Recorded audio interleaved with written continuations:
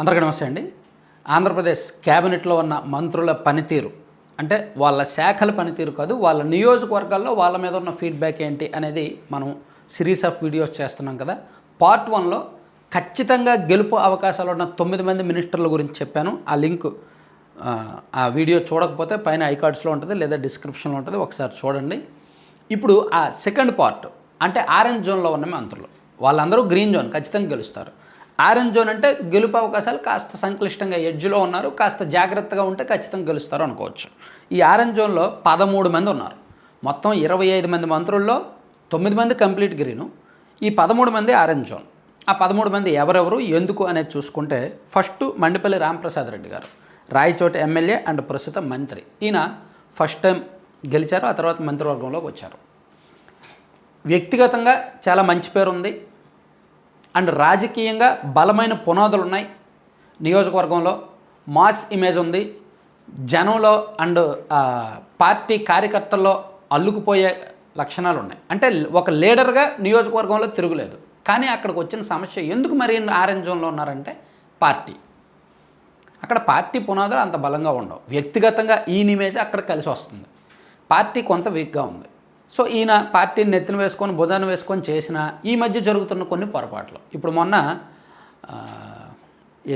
జిల్లాల విభజన జరిగింది. అప్పటి వరకు ఈ రాయచోటి జిల్లా కేంద్రంగా ఉంటే దీన్ని మార్చినప్పుడు కొంత ఈయన డిస్టర్బ్ అయ్యారు, అక్కడ కొంత డిస్టర్బ్ అయింది. అండ్ సెపరేట్గా ఇటువంటి నియోజకవర్గాలు గెలిచిన నియోజకవర్గాలకి ప్రత్యేక ఫండ్స్ ఇవ్వాలి, కొంత మీటింగులు పెట్టించాలి, కొంత అక్కడ కార్యకర్తలకు స్వేచ్ఛనివ్వాలి, పనులు చేయించాలి. అలా పార్టీ చేస్తున్న పొరపాట్లు ఇక్కడ కొంత మైనస్ అవుతున్నాయి. సో మంత్రి గారు అయితే మ్యాక్సిమం ప్రయత్నిస్తున్నారు, కానీ ఆరెంజ్ జోన్లోనే ఉందన్నమాట. ఇక మరో పేరు వాసంశెట్టి సుభాష్ గారు, రామచంద్రాపురం నియోజకవర్గం. నిజానికి ఈ సీటు సేఫ్ జోన్లో ఉండాలి, గ్రీన్ లిస్ట్లో ఉండాలి. కానీ ఎందుకంటే టీడీపీ జనసేన పొత్తు ఉన్నంతకాలం ఈ సీటు కంప్లీట్గా కూటమి ఎవరి నుంచి పోటీ చేస్తే వాళ్ళు గెలవాల్సిందే. కానీ మినిస్టర్ గారి పొరపాట్ల కారణంగా, కొంత coordination failures and communication gaps కారణంగా అండ్ మినిస్టర్ గారి కుటుంబ సభ్యుల ఇన్వాల్వ్మెంట్ కారణంగా అక్కడ పొలిటికల్ స్ట్రక్చర్ కొంతవరకు దెబ్బతింటుంది. సో అది చిన్నపాటి ఇబ్బందులు. కానీ మినిస్టర్ గారికి ఉన్న మాస్ ఇమేజ్, ఆయన మాట తీరు కారణంగా మ్యాక్సిమం ఆకట్టుకుంటున్నారు, పబ్లిక్లోకి వెళ్ళగలుగుతున్నారు, క్యాడర్ని కలుపుకోగలుగుతున్నారు. కానీ చిన్న చిన్న మైనస్లు సెట్ చేసుకుంటే ఖచ్చితంగా ఈయన కూడా గెలుపు అవకాశాలు ఉంటాయన్నమాట. అందుకే ఈయన ఆరెంజ్ జోన్లో ఉన్నారు. ఇక సవిత గారు, పెనుగొండ నియోజకవర్గం, అక్కడ కూడా గ్యాప్స్ బాగా వచ్చాయంట. సవిత గారు గెలిచిన తర్వాత అది ఇబ్బందికరం. అలాగే కర్నూలు టీజీ భరత్ గారు, ఇక్కడ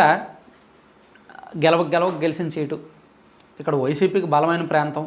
కానీ భరత్ గారు అంతకుముందు ఎన్నికల్లో తక్కువ మెజార్టీతో ఓడిపోయారు, మొన్న ఎన్నికల్లో మంచి మెజార్టీతో గెలిచారు.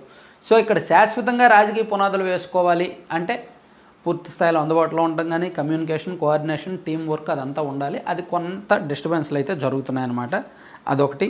అలాగే బీసీ జనార్దన్ రెడ్డి గారు, బనగానపల్లె, నంద్యాల జిల్లా మొత్తం మీద ఆరెంజ్ జోన్లో ఉన్న ఏకైక నియోజకవర్గం ఇదే. మిగిలినవన్నీ రెడ్ జోనే. మిగిలిన సీట్లన్నీ ఖచ్చితంగా ఓడిపోయే అవకాశాలు ఉన్నాయి. ఈ బనగానపల్లి మాత్రం గెలుపు అవకాశాలు ఆరెంజ్ జోన్లో ఉంది. కాస్త అంటే మ్యాక్సిమం వర్క్స్ చేస్తున్నారు, ఎఫర్ట్స్ పెడుతున్నారు, కానీ ఇక్కడ స్ట్రక్చర్ అంత బాగలేదు అండ్ కొన్ని డిస్టర్బెన్స్ ఉన్నాయన్నమాట. అలాగే కొండపు నియోజకవర్గ ఎమ్మెల్యే మంత్రి డోలా బాల వీరాంజనేయ స్వామి గారు వరుసగా 3 సార్లు ఎమ్మెల్యేగా గెలిచారు. 3వ గెలిచాక అవకాశం వచ్చింది, మంత్రివర్గంలోకి వెళ్ళారు. మంత్రి అయిన తర్వాత కొంత క్యాడర్తో డిస్టర్బెన్స్లు వస్తున్నాయి, గ్యాప్స్ వస్తున్నాయి అండ్ నాయకత్వంలో కూడా విభేదాలు వచ్చాయి.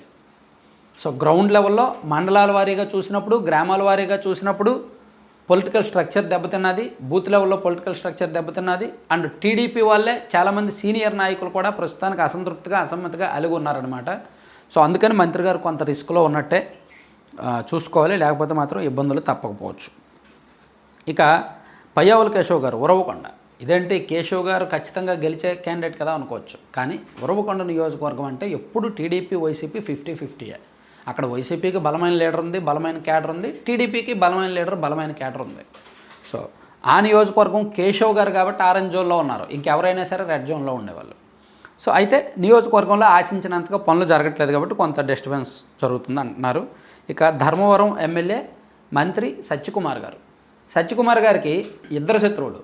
ఒకవైపు ఆయన వైసీపీతో ఫైట్ చేయాలి, వైసీపీ ఇక్కడ బలమైన లీడర్షిప్ ఉంది, బలమైన క్యాడర్ కూడా ఉంది. మరోవైపు టీడీపీ నుంచి పూర్తి స్థాయి సహకారం లేదు. సో అందుకని సత్యకుమార్ యాదవ్ గారు కొంచెం రాజకీయంగా క్లిష్ట పరిస్థితుల్లో ఉన్నారనమాట, ఎడ్జ్లో ఉన్నారు. ఈ నియోజకవర్గం కనుక టీడీపీ నుంచి పూర్తి స్థాయి సహకారం ఉంటే తిరుగులేదు. కానీ ఆ డిస్టర్బెన్సెస్, గ్రౌండ్ లెవెల్ డిస్టర్బెన్సెస్ కొనసాగుతున్నాయి. ఈయన అందుబాటులో ఉండేది తక్కువ, సొంతంగా నమ్మకమైన నాయకులు తక్కువ, అక్కడ పార్టీ బలం తక్కువ, దానికి తోడు ఈయన సొంత నియోజకవర్గం అది కాదు, కాబట్టి కొన్ని ఇబ్బందులు ఉన్నాయన్నమాట. అలాగే పాయకరావుపేట అనిత గారు, నిజానికి ఆమె అక్కడి నుంచి రెండోసారి గెలిచారు. పొలిటికల్గా రాజకీయంగా తన కంచుకోటగా ఆ నియోజకవర్గాన్ని మార్చుకోవచ్చు, కానీ ఆమె టీం ఫెయిల్యూర్ ఎక్కువ ఉంది. ఆమె పేరు చెప్పుకొని అక్కడ జరుగుతున్న అవినీతి వ్యవహారాలు ఎక్కువ ఉన్నాయి. సో దానివలన టీడీపీ క్యాడర్లోనే కొంత నెగిటివ్ వస్తుంది. ఆమె కొంచెం జాగ్రత్తగా సెట్ చేసుకుంటే, గ్రౌండ్ లెవెల్లో 1-2 సార్లు రిపోర్టులు తెచ్చుకొని సరిచూసుకుంటే బాగుంటుంది. లేకపోతే మాత్రం పొలిటికల్గా రిస్క్ తప్పదు. ఇక నారాయణ గారు, నెల్లూరు సిటీ. నారాయణ గారు నెల్లూరులో అందుబాటులో ఉండేది తక్కువ. తనకు నమ్మకస్తులని 1-2-3 వ్యక్తులను పెట్టారు. వాళ్ళు అక్కడ కొంచెం నెగిటివ్ వైపు తీసుకెళ్తున్నారనమాట. ఇక నాదెళ్ల మనోహర్ గారు, అక్కడ కూడా అంతే. టీడీపీలో పూర్తి స్థాయిలో కలుపుకోవట్లేదు, అండ్ వైసీపీలో బలమైన లీడర్షిప్ ఉంది. వైసీపీలో ఇప్పుడు కొత్తగా ఇక్కడ తెనాలిలో రెడ్డి కమ్మ 2 సామాజిక వర్గాలు బలంగా ఉన్నాయి. సో తెనాలిలో ఈ మధ్య రెడ్డి సామాజిక వర్గం నుంచి కొత్త లీడర్ వచ్చారనమాట. ఇప్పుడు ఇన్నాళ్ళు శివకుమార్ గారు ఉండేవాళ్ళు, ఆయన్ను కాదని ఈయన అంత యాక్టివ్గా ఉండట్లేదని చెప్పి కొత్త లీడర్ వచ్చారు. సో అక్కడ కొంత వాళ్ళు యాక్టివ్ అవుతున్నారు, వైసీపీ వాళ్ళు బాగా యాక్టివ్గా అవుతున్నారు. సో అండ్ టీడీపీ నుంచి పూర్తి స్థాయిలో మనోహర్ గారికి సహకారం లేదంట గ్రౌండ్ లెవెల్లో, అదొకటి ఇబ్బంది. సో అందుకని ఆయన ఆరెంజ్ జోన్లో ఉన్నారు. ఇక కొల్లు రవీంద్ర గారు,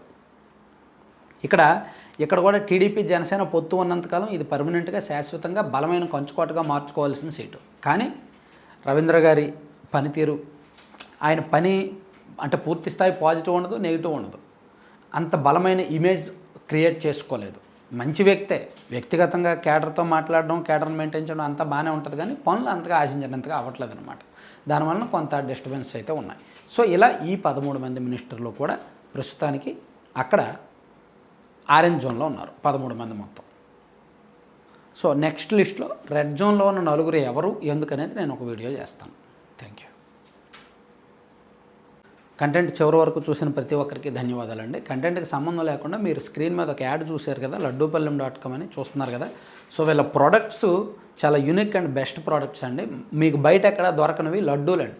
మీరు బయట లడ్డూలు చూడండి, వీళ్ళ దగ్గర రాగి, సజ్జ, జొన్న, కొర్ర లాంటి మిల్లెట్స్తోనూ, అలాగే డ్రై ఫ్రూట్స్తోనూ, నట్స్తోనూ, అండ్ గోందు కటోరా లాంటి ఈ నల్ల నువ్వులు, వేరుశనగ అంటే సీడ్స్తో, అంటే అవిసె గింజలు, పొత్తిరి గింజలు, గుమ్మడి గింజలు, మఖానా, ఇలా మల్టిపుల్ సీడ్స్, ఇలా దాదాపుగా ఒక 25 రకాల ఐటమ్స్ తయారు చేస్తారు వీళ్ళు లడ్డూలు. ఇవి USA, UK చాలామంది మన సబ్స్క్రైబర్సే చాలామంది బుక్ చేస్తున్నారు. సో అక్కడ మంచి పాజిటివ్ రివ్యూస్ వచ్చి మౌత్ టాక్ స్ప్రెడ్ అయ్యి మళ్ళీ కొత్తగా బుక్ చేస్తున్నారు.